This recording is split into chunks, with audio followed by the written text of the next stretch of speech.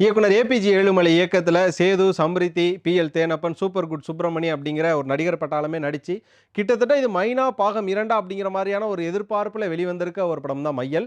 இந்த படத்தோட விமர்சனத்தை தான் இந்த வீடியோவில் பார்க்க போகிறோம். மாலை முரசு வை பிரசன்ஸ். இது படம் எப்படி இருக்கு? நான் உங்க விஜய் டாமினிக். பேர் என்ன? ஆடசாமி. மாடுன்னு எங்களை கூப்பிடுவாங்க. மையல் இந்த படத்தோட ஒன்லைன் என்ன அப்படின்னு பார்த்தீங்கன்னா, இது ஒரு ட்ரையாங்கிள், ஒரு இன்வெஸ்டிகேஷன், கிரைம் த்ரில்லர் கலந்த ஒரு லவ் ஸ்டோரி அப்படின்னு தான் சொல்லணும். ஒரு பக்கம் படத்தோட தொடக்கத்திலேயே நடக்கக்கூடிய ஒரு இரட்டை கொலை. அந்த 2 கொலையும் பண்ணக்கூடிய ஒருத்தவருக்கு அதிகமான முடி இருக்கு. ஆனா, அந்த நபர் வேற. அதே நேரம் இந்த படத்தில ஹீரோவா இருக்கக்கூடிய சேதுவுக்கும் முடி அதிகமா இருக்கு. ஆனா, சேது இந்த படத்தில பார்த்தீங்கன்னா, ஒரு திருடனாவும் ப்ளே பண்றாரு. அப்ப இந்த கொலை பண்ணது சேது தானா அப்படின்ற மாதிரியான ஒரு இன்வெஸ்டிகேஷன் எடுத்துட்டு போறாங்க. காரணம் என்னன்னா, அந்த கொலை பண்ணதுக்கு பின்னாடி ஒரு மிகப்பெரிய ஆள் இருக்காரு. அவர் என்ன சொல்றாருன்னா, "எவ்வளோ காசு வேணா தரேன், இந்த கேஸ மூடிரு" அப்படின்றாங்க. ஒரு பக்கம் திருடனா வேற இருக்காரு. இன்னொரு பக்கம் இந்த கொலை கேஸ்லயே மாட்டி விட்டு இந்த கேஸ மூடிரலாம் அப்படின்னு நினைக்கக்கூடிய அந்த வில்லன் குரூப் ஒரு பக்கம். ஆல்ரெடி நான் சொன்னேன் தெரியுமா? அவர் வந்து ஒரு திருடன். திருடன் மீன்ஸ் என்னன்னா, ஆடு மட்டுமே திருடக்கூடிய ஒரு ஆட்டு திருடனா தான் அந்த படத்தில வந்து சேது அவர்கள் ப்ளே பண்ணியிருக்காரு. ஒரு பக்கம் ஆடு திருட போய் மாட்டிக்கிட்டு ஒரு இடத்துல தஞ்சம் புகுந்துறாரு. தஞ்சம் புகுந்த வீடு தான் இந்த படத்தில ஹீரோயினா நடிச்சிருக்கக்கூடிய சம்ரித்தியான அல்லியோட வீடு. ஸோ அவர் வீட்ல தங்கி அடிபட்ட காயத்துக்கு மருந்தெல்லாம் போட்டு அந்த காயம் மாறி அவர் வெளியில வர்றதுக்குள்ள இவங்க 2 பேருக்குள்ள ஒரு காதல் வந்துருது. நான் வெளியில போயிட்டு என் மேல இருக்க எல்லா கேஸ் எல்லா பிரச்சனையும் முடிச்சுட்டு உன்னை வந்து கல்யாணம் பண்ணிக்கிறேன்னு சொல்லக்கூடிய ஹீரோ வந்து டவுனுக்கு போறாரு.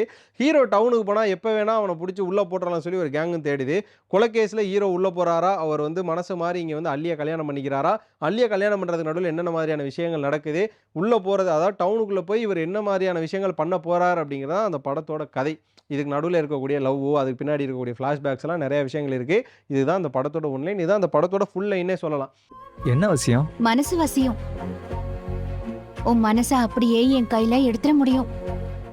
இந்த படத்த பத்தி ரிவ்யூ பார்க்கறதுக்கு முன்னாடி இது மைனா பார்ட் 2 அப்படின்னு சொன்னாங்கல்ல, அதுக்கான காரணம் என்னங்கிறத இங்கேயே சொல்லிடுறேன். இந்த படத்தோட டைரக்டர் ஏபிஜே ஏழுமலை பார்த்தீங்க அப்படின்னா, மைனா படம் எடுத்த பிரபு சாலமனோட அந்த மைனா படத்தில வேலை பார்த்தாரு அப்படிங்கிற ஒரு முக்கியமான விஷயம். அதே நேரம் பார்த்தீங்கன்னா, அந்த மைனாவோட கிளைமேக்ஸ் மேக் பண்ணதுல இவருக்கு ஒரு மிக முக்கியமான பங்கு இருக்கு. அது மட்டும் இல்லாம இந்த படம் மையல் படம் எடுக்கப்பட்ட இடங்களும், மைனா படம் எடுக்கப்பட்ட இடம் கிட்டத்தட்ட சேம் மவுண்டன்ஸ் அது மாரி இருந்ததுனாலயும், ஒரு ரகடான பாய் ஃப்ரெண்ட், சாஃப்ட்டான கேர்ள் ஃப்ரெண்ட்ன்னு காட்டின விதத்திலயும் கிட்டத்தட்ட இது மைனா மாதிரியே ஒரு ஷேட் இருக்கு அப்படின்னு சொன்னாங்க.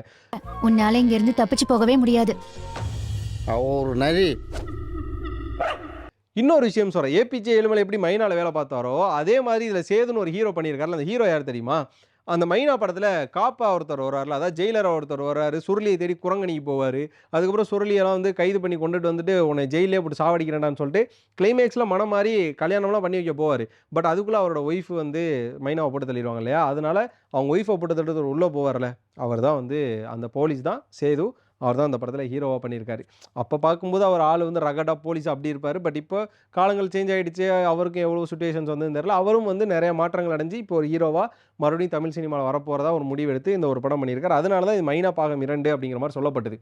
ஆனா முக்கியமான விஷயம் என்ன அப்படின்னு பார்த்தீங்கன்னா, அந்த படம் பார்த்துட்டு எந்திரிக்கிறப்ப கிட்டத்தட்ட மைனா ஷேட் வந்துருது. ஏன்னா 2க்கும் நெறைய வித்தியாசம் குடுத்துருக்காங்க. அந்த படத்தோட ப்ரமோஷன் இன்டர்வியூல போய் கேட்டப்ப, டைரக்டர்ட்ட கேட்டப்ப 2 படத்துக்கும் ஒரே மாதிரியான சிமிலாரிட்டீஸ் வந்துறக்கூடாதுன்னு, எந்த அளவு ரிஸ்க் எடுத்திருக்கீங்கன்னு கேள்வி கேட்டதுக்கு அவர் சொன்னாரு, "அதனால தான் முதல்ல அந்த மவுண்டனுக்கான பார்ட்டே நாங்க மாத்துனோம். நாங்க நெனச்சிருந்தா கேரளால எடுத்திருக்கலாம், தேனியில எடுத்திருக்கலாம், குமுளியில எடுத்திருக்கலாம். பட் நாங்க எடுத்திருந்தா அது மைனா மாதிரியான ஒரு ஷேடா வந்துரும்னு சொல்லி தான், நாங்க இந்த பக்கம் வந்து திருவண்ணாமலை பக்கத்துல ஒரு வறண்ட மலைப்பகுதியில எடுத்தோம்" அப்படின்னாங்க. படம் முழுக்க முழுக்க ஒரு வறண்ட மலைப்பகுதியில தான் போகும். அந்த ஒரு விஷயமா இருக்கட்டும், உள்ள இருக்கக்கூடிய லவ் எக்ஸ்பிரஸ் பண்றதா இருக்கட்டும், எதுலயுமே மைனா வந்துறக்கூடாது அப்படின்றதுல நாங்க முழு மூச்சா இருக்கோம்னு சொல்லி, அவர் மட்டும் இல்லாம அந்த ஓவரால் டீமும் சொன்னாங்க. அப்பா பேசாம அவனே புடிச்சு குடு, மாட்டி விட்டுருவோம். மைனா ஃபீல் எந்த அளவுக்கு குடுக்குதுன்னா, இது வந்து மைனா படம் மாரியே இருக்குடா, அந்த மாரி ஃபீல் குடுக்கல. மைனா எப்படி கிளைமாக்ஸ்ல நமக்கு ஒரு இன்டென்ஸா உள்ள ஒரு சுருக்குன்னு ஒரு குத்தல குடுத்துச்சோ, அப்படிப்பட்ட ஒரு குத்தல அந்த படம் குடுக்குது. அப்படியாப்பட்ட ஒரு ஃபீலிங்ஸ குடுத்துருது. நடுவுல சில விஷயங்கள் வந்து அப்படி இப்படின்னு போனாலுமே, இன்னைக்கு வந்து சினிமா விறுவிறுப்பு படங்கள் பார்க்கக்கூடிய, இன்னைக்கு வந்து ஒரு படம் இப்படி நடந்துட்டா அடுத்து அப்படி நடந்துரணும்னு ரொம்ப ப்ரெடிக்ஷனா எதிர்பார்க்கக்கூடிய நெறைய பேருக்கு கொஞ்சம் படம் அப்படி இப்படின்னு இருந்தாலுமே, படம் வந்து ஒரு வாழ்வியலா, ஒரு ஒரு மனசு ரீதியா கொஞ்சம் ஓகேவான ஒரு படமா தான் இருக்கு. இந்த படம் வந்து எடுக்கப்பட்ட விதம் இல்லன்னா, இந்த படம் வந்து நகர்ற விதம் அப்படின்றப்பலாம் கொஞ்சம் மிஸ்மேட்சிங்கா இருக்க மாரி காரணம் நம்மளுக்கு தெரியும். காரணம் என்னன்னா, நம்ம இப்ப எல்லாமே அது மாரியான டெக்னிக்கலான ஃபிலிம்ஸே பார்த்துட்டு வரோன்றப்ப, ஒரு கிராமம் சார்ந்த இல்லன்னா, முழுக்க முழுக்க ஒரு 2 பேர சுத்தி, 3 பேர சுத்தி போற படங்கள் பார்க்குறப்ப அப்படிதான் இருக்கும். அது மட்டும் இல்லாம, இவங்க 2 பேருக்கு சீன் ஒண்ணு போகும். அதுக்கப்புறமா வந்து அங்கிட்டு ஒரு பக்கம் போகும். வில்லன்ஸ்க்கு ஒரு பக்கம் போகும். அதாவது போலீஸ்க்கு ஒரு பக்கம் போகுன்ற பட்சத்தில, படம் அப்படி இருந்தாலுமே கிளைமாக்ஸ்ன்றது நம்மளுக்கு சாட்டிஸ்ஃபைட் அப்படிங்கிற ஒரு விஷயத்த குடுத்து சாட்டிஸ்ஃபைட் மீன்ஸ் என்னன்னா, ஹர்ட்ஃபுல் ஒரு சாட்டிஸ்ஃபைட். நம்மள வந்து ரொம்ப ஃபீல் பண்ண வைக்கிற ஒரு சாட்டிஸ்ஃபைடான ஒரு கிளைமாக்ஸா தான் இருந்தது. இது மட்டும் இல்லாம இந்த படத்தோட பாசிட்டிவ், நெகட்டிவ் பார்க்கணும் அப்படின்னா, முதல்ல காஸ்ட் அண்ட் க்ரூ. இதுல வந்து சேது நடிச்ச விதமா இருக்கட்டும். சேது அவர்கள் ரொம்ப வருஷத்துக்கு அப்புறமா திரும்ப படத்துல நடிக்கிறாரு. மைனாக்கு அப்புறம் ஒரு சில படங்கள்லாம் பண்ணாரு. குளிர் 100 டிகிரிலாம் பண்ணாப்புல 100 செல்சியஸ்ன்னு. பட் அதெல்லாம் வந்து பெருசா வெளில தெரியல. பட் அவர் என்ன பண்ணியிருக்காருன்னா, ஃபுல் ஃப்ளெட்ஜ்டா நடிகரா இருக்கவங்களே இப்ப நடிக்க ரொம்ப கஷ்டப்படுறாங்கன்ற பட்சத்துல, சேதுவும் கொஞ்சம் கஷ்டப்பட்டுருக்காரு. பட் அப்கமிங்ல அவர் நல்லா பண்ணுவார் அப்படிங்கிற ஒரு நம்பிக்கை இருக்கு. நெறைய இடங்கள்ல வந்து அவர் வந்து பெர்ஃபார்மன்ஸா குடுத்துட்டு, டப்பிங்ல நெறைய பேச ஆரம்பிச்சிருக்காரு. இது மட்டும் இல்லாம இத இப்படி பண்ணியிருக்கலாமோ அப்படிங்கிற மாரி ரைட்டிங்காவே நம்மளுக்கு ஒரு சில விஷயங்கள தோணுச்சு. ஏன் வந்து இத இப்ப பண்ணணும்? உதாரணத்துக்கு இப்ப நைட்ல வந்து போலீஸ் நின்னுட்டு இருக்கு. தன்னந்தனியா போனா போலீஸ் விசாரிக்கும்னு தெரியும். அதே மாரி ஒரு திருடன்னா என்ன? போலீஸ் எப்படிங்கிறத முன்னாடியே தெரிஞ்சு வச்சுக்கிட்டும், போலீஸோட சைக்காலஜிய முழுசா தெரிஞ்சு வச்சுக்கிறவன் தான் திருடன்ற பட்சத்துல நைட்டு போய் மாட்டுறது. ஒரு சில விஷயங்கள இன்னும் கொஞ்சம் லாஜிக்கலா பண்ணியிருக்கலாமோ அப்படிங்கிற ஒரு விஷயங்கள் தோணுச்சு. அதுக்கப்புறமா நம்ம சம்ரித்தி அவங்களுக்கு குடுத்த கேரக்டர் இந்த பொண்ணா, அந்த பொண்ணு அப்படிங்கிற மாரி இன்டர்வியூல ஒரு மாரி, நேர்ல ஒரு மாரி இருக்காங்க. படத்துல ரொம்ப ஆப்போசிட்டா இருக்கிறாங்க. ஸோ அப்படியாப்பட்ட ஒரு விஷயங்கள எடுத்து நடிக்கிறதா இருக்கட்டும், எடுக்கப்பட்ட ஷாட்ஸ், ஓப்பன் வெட்ட வெளி, வறண்ட பூமின்ற பட்சத்துல ரொம்ப பிசிக்கலா கஷ்டப்பட்டு தான் நடிச்சிருக்காங்க. ஸோ அந்த ஆக்டர் சூப்பர் குட் சுப்ரமணியம் அவரோட கடைசி படம் இதுதான் அப்படின்னு நெனைக்கிறேன். அவர் வந்து எவ்வளோ படங்கள் பண்ணியிருந்தாலும், அவரோட மறைவு அப்படின்ற பட்சம் இந்த படத்துலேருந்து இருந்திருக்கு அப்படின்றப்போ, அந்த டீம் வந்து ரொம்ப ஹேப்பியா ஃபீல் பண்ணாங்க. பட் சூப்பர் குட் சுப்ரமணியம் படத்தோட எண்ட் வரையுமே நல்லா தான் பண்ணி குடுத்துருக்காரு. அவரோட ரோல கரெக்ட்டா பண்ணி குடுத்துருக்காரு. இன்னொரு பக்கம் பார்த்தீங்கன்னா, பி.எல். தேனப்பன். தலைவன் கொஞ்ச நேரம் அவர் மேல வெறியே வராது. ஆனா கிளைமாக்ஸ் பார்க்குறப்பலாம் தலைவன் மேல முரட்டு வெறி வந்துரும். அப்படியாப்பட்ட ஒரு ஒரு நெகட்டிவ் ஷேட இந்த படத்துல குடுத்துட்டாரு. அதுக்கப்புறமா இந்த படத்தோட நெகட்டிவ பேசுவோம். இந்த படத்தோட நெகட்டிவ் என்ன அப்படின்னா, இன்னைக்கு நெறைய கிராமங்கள்ல இந்த விஷயம் நடக்குதான்னு கேட்டா நடக்குது. ஆனா இப்படி இதே மாரி ஓப்பன் கான்ட்ராடிக்ட்டா நடந்துருமான்னு கேட்டா, ஓப்பன் கான்ட்ராடிக்ட்டா நடக்காது. எவ்வளோ விஷயங்கள் லாஜிக்கல்ஸ் இருக்கு. எவ்வளோ பேர் வந்து டக்குன்னு மாட்டிக்கிறதுக்கோ, இல்லன்னா டக்குன்னு தெரிஞ்சுக்கிறதுக்கோ, இப்படி தான் போலீஸ் இன்னும் இருக்காங்க அப்படின்ற மாரிலாம் கிடையாது. ஒரு உயிர வந்து அரெஸ்ட் பண்றதுக்காண்டி 10 உயிர கொல்ற மாதிரியான போலீஸ்லாம் இன்னைக்கு கிடையாது.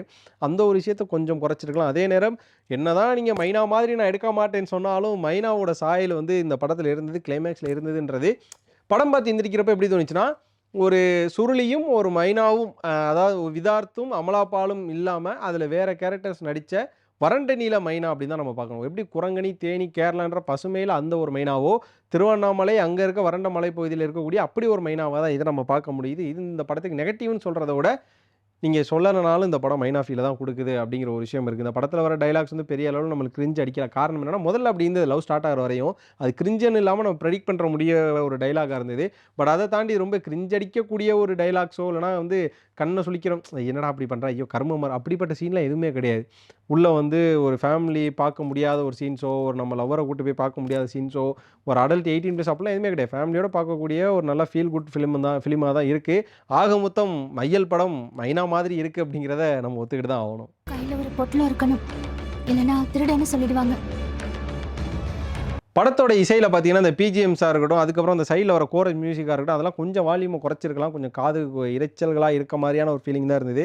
அதர்வைஸ் ஓவராலா இந்த டெக்னீஷியன்ஸ ஒரு பக்கம் விட்டுட்டு, அதாவது மியூசிக்கு, சினிமாட்டோகிராஃபி இதெல்லாம் ஒரு பக்கம் விட்டுட்டு, பட்ஜெட்டு, எடுக்கப்பட்ட கதை, அது எந்த மாரியான ஃபீல் குடுக்குது, இது சக்ஸஸா இல்லையா அப்படின்னு பார்த்தீங்கன்னா, கிட்டத்தட்ட ஒரு 98% இது வந்து சக்ஸஸ் தான் சொல்லணும். எண்ட் ஆஃப் த கிளைமாக்ஸ் நீங்க எந்திரிக்கிறப்ப, ஒரு ஹார்ட் டச்சிங்கா மைனா பார்த்த ஒரு ஃபீலிங்ல எல்லாரும் எந்திரிப்பீங்க. ஏபிஜே ஏழுமலை அவரோட சிக்னேச்சர பிரபு சாலமன் பட்டறை அப்படிங்கிறத மறுபடியும் குடுத்துருக்காரு.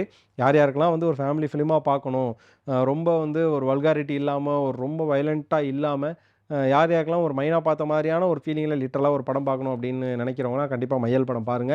மையல் படம் பார்த்ததுக்கப்புறம் உங்களோட தாட்ஸ் என்ன இருக்கு அப்படின்றத கண்டிப்பா கருத்துல சொல்லுங்க. இந்த வீடியோ புடிச்சிருந்தா லைக் பண்ணுங்க, ஷேர் பண்ணுங்க. மறக்காம மாலை முரசு வைப சப்ஸ்கிரைப் பண்ணிட்டு, பக்கத்துல இருக்க பெல் ஐகான கிளிக் பண்ணிக்கோங்க.